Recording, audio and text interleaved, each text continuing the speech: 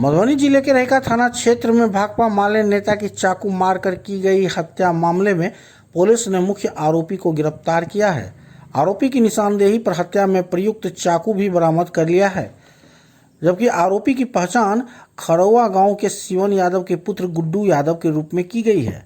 Rahika police से मिली जानकारी के अनुसार खरौआ गांव में भाकपा माले के एक नेता की चाकू से गोदकर हत्या कर दी गई थी। इस मामले में रहिका थाना कांड संख्या 206/26 दर्ज किया गया था। वादी संतोष कुमार के फर्द बयान के आधार पर एफआईआर दर्ज की गई थी। घटना की गंभीरता को देखते हुए वरीय पुलिस अधीक्षक के निर्देश पर अनुमंडल पुलिस पदाधिकारी सदर 1 के नेतृत्व में एक विशेष जांच टीम का गठन किया गया था।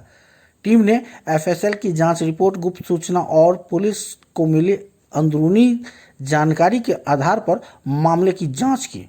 पुलिस ने त्वरित कार्रवाई करते हुए आरोपी को गिरफ्तार कर लिया। पुलिस पूछताछ में आरोपी ने भाकपा माले के नेता की चाकू से गोदकर हत्या करने की बात स्वीकार कर ली है।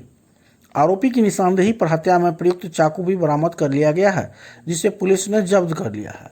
फिलहाल गिरफ्तार आरोपी को न्यायिक हिरासत में भेज दिया गया है।